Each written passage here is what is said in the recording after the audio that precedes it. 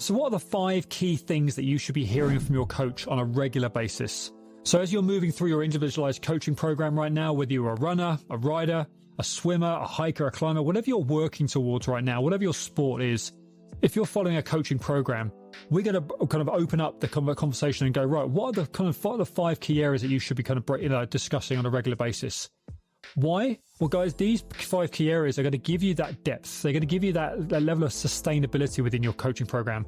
A lot of people are following a boom or bust kind of mindset when it comes to their training program. They're following a template. They're following a program that's being prescribed kind of remotely, but then there's no real depth to it. It's just following numbers on a program that hopefully you can kind of make work for you and your lifestyle. But a lot of people struggle. They fall to the wayside. They don't complete 60% of that programming, yet alone 80, 90, 100% of that programming, because it doesn't fit in with their lifestyle. It's not taking into consideration that this level of that. Well, it does not take into consideration who you are and what you've got going on in your life. We're going to unpack this, and this is what you should be hearing from your coach on a relatively regular basis. And if not, then this is probably an area that you want to be kind of deep diving more into, because it really will give you this more healthier long-term relationship with consistent training. A lot of people struggle with injury. A lot of people struggle with burning out. They lose motivation on the way because they're trying to force templated training, or they're trying to force a type of programming onto their lifestyle without any of these other considerations. So, number 1, are you in a good place? Are you currently coping with the amount of training that you've got prescribed?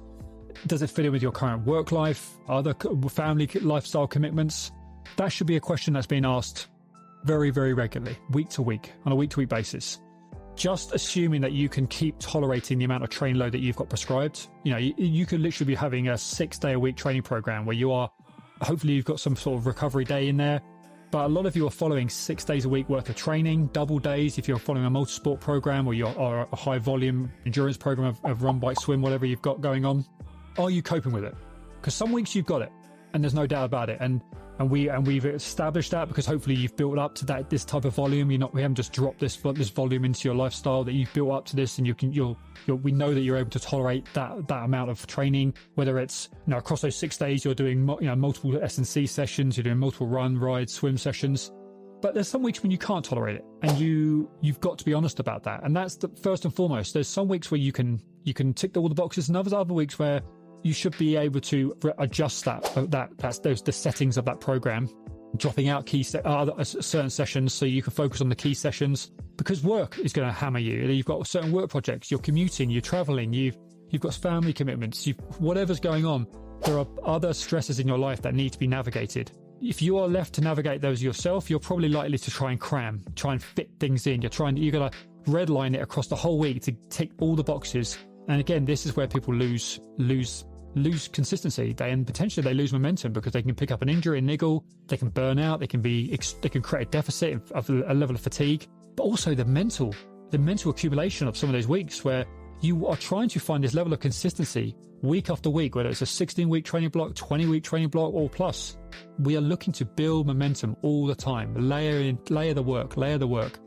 So for us, are you in a good place? That is a very human question to ask, but it's going to allow you to speak your mind, hopefully. And if you've got a good platform, a good dialogue with your coach, that is something that I try personally, and we try at SFE to try and to nurture all the time. We run these live kind of check-ins every week, because we're trying to nurture this type of conversation. It's okay to be struggling at times. It's okay to feel like you're being overwhelmed at times, but it's not okay to not speak about it. It's not okay to not be navigating your programming and just making those adjustments around your lifestyle to make sure that you are tolerating all that volume and all that intensity.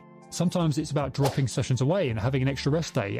It's about adjusting the amount of interval efforts you're doing, or the amount of the duration you're training at, so you can fit everything else into your lifestyle. So super important in terms of mental health, but also physical health. It's a no-brainer to simply follow the program to the letter. Some people can do it. A lot of other people don't. They burn out, and they don't even realize that they're burnt out until the last few weeks, when they start picking up niggles, injuries, sickness, etc. So hugely powerful question to be asking, and this should be asked pretty much on a weekly basis. Number 2, how is your recovery? So let's, that's quite a broad topic to ask, but it's something that's super important. We live in a world where there's a deep, deep obsession with training hard. Go hard, go home. Look all over social media. You see people redlining it, competing all the time, running, training all the time. There's not enough people championing how important it is to recover. Adaptation, that is everything we're looking for. All the hard work we're putting into our body, we have got to be, your coach should be promoting how important it is for you to be adapting to the amount of training you're doing. It's one of the most deeply uncomfortable parts of being a coach is when you're holding someone back. You hold someone back, you tell them that you're doing enough. Like, no, I'm going to give you an extra rest day. No, that old formula that you used to follow of 7 days a week of running has been the thing that's been holding you back the whole time. Like you've never given yourself that adequate recovery. Physiologically, from a sports science point of view, a basic level, you do not give your body enough time to adapt to all the training you're doing, and so you're always in a deficit. Your body has never actually fully replenished itself. It's never repaired itself enough. So recovery is absolutely huge, and sometimes that's again a conversation we talk about all the time. Quality sleep, are we getting it? Is it enough? Is it as good as it could be? Nutrition, energy availability, are we really optimizing that? Are we getting enough adequate nutrition in on a day-to-day, week-to-week basis? Do we need to make adjustments? Recovery sessions, are you doing them? Like, what do they look like? If they're too long-winded, you're not interested in doing 20, 30, 60 minutes of stretches and yoga and stuff, like, it doesn't need to be that. But you probably need to be doing some sort of myofascial release work, spending some time down regulating your body, letting your body deload, de-stress, putting some decent length and range of motion into your body. So that could just be a couple of key yoga positions, joint stretches, etc. So understanding that this whole conversation around recovery needs to be there every single day, week, whatever, all the time, because it is the missing piece to a lot of people. A lot of people are obsessed with training. Nothing wrong with that. I work with I'm myself. I love to train pretty much every day to a certain degree. I love to move every day, but recovery has got to be there. Okay, I need to make sure that I've got some quality recovery in this week. I've got to make sure that so it's just part of the conversation. If it's not, and you don't have this regular conversation around what the recovery looks like for you, and you're not being challenged on this, you're missing 50% of the adaptation that you could be getting from your training. Because if you're not being challenged on this and forced to do it at times, you will be coming into your efforts, into your sessions, week to week, month to month, and then the end result, you will be going into it in a deficit. But it is a tough conversation to have sometimes. Number 3, what are your main focuses with your S&C right now?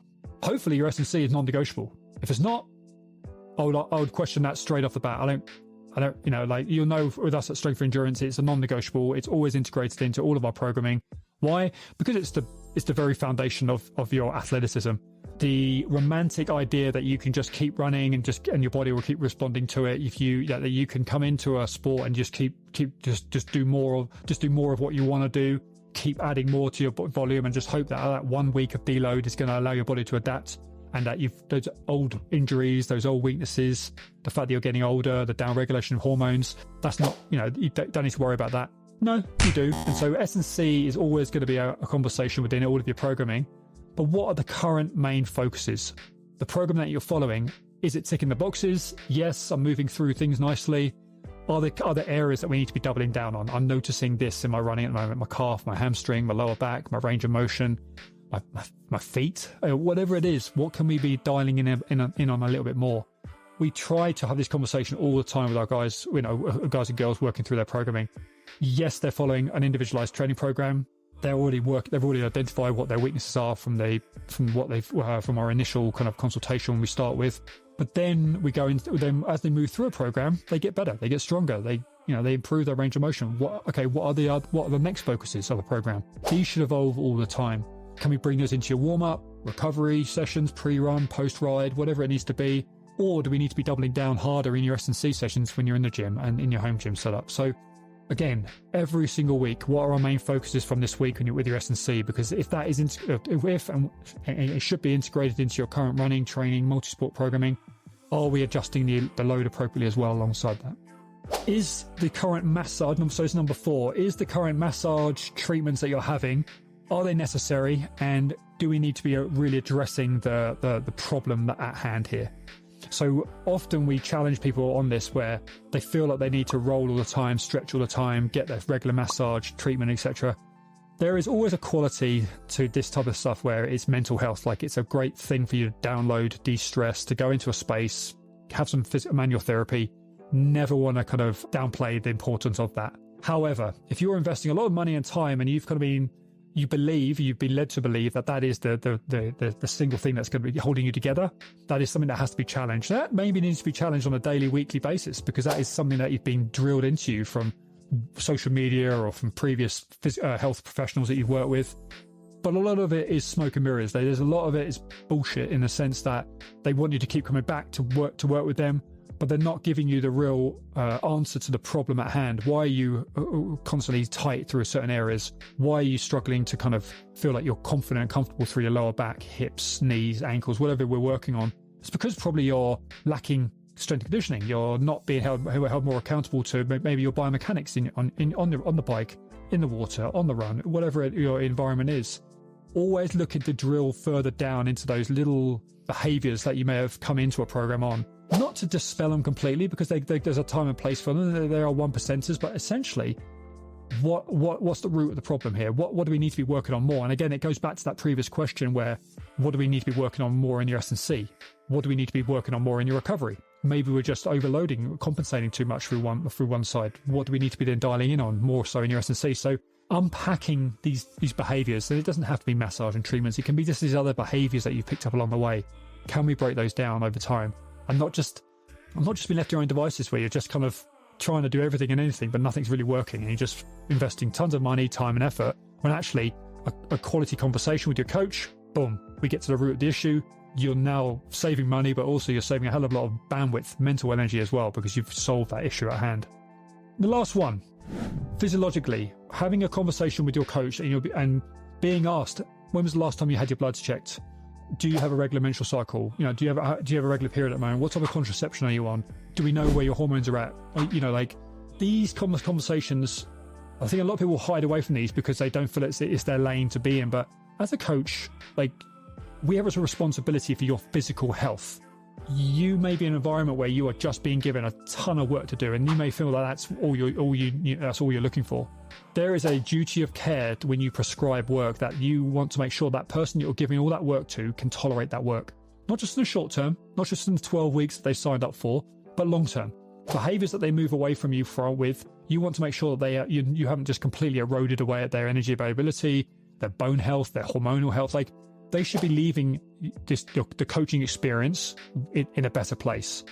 Being asked as to whether you've had a performance blood done recently, where hormonal status is right now, whether you're a man, a woman, young, old, like these are powerful questions for any active person to know about themselves, because then you can bring it back to your nutrition, bring it back to your levels of recovery, bring it back to how are you coping, managing everything throughout your week.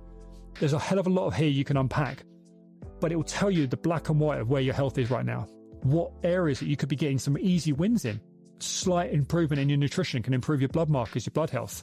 Understanding where your hormonal health is, so you can improve your stresses in your life, where supplementation. We live in a world now where we can pivot very quickly, but maximize the benefits of your health, but also your performance. So these are the conversations that should be quite free-flowing. We try to make all these areas very free-flowing with our strength for endurance, within our live check-ins, within our one-to-one calls, within all of our programming, our ongoing education. We're always trying to integrate this, because it triggers people at the right times. It gives people that information that they need to know to act upon, to then prevent injury, to prevent burnout, to have the sustainable, consistent training lifestyle, which is what most people want. So guys, 5 key areas for you to think about. Definitely want you to unpack this in your own mind. Take some time to think about these areas for yourself. But this is what we do at Strength for Endurance.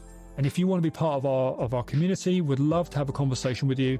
Join us on our 14-week SFE Athlete Pathway program. Starts with a free consultation. Jump over to the website, jump on a call with us, and it all starts from there. Speak to you soon, guys.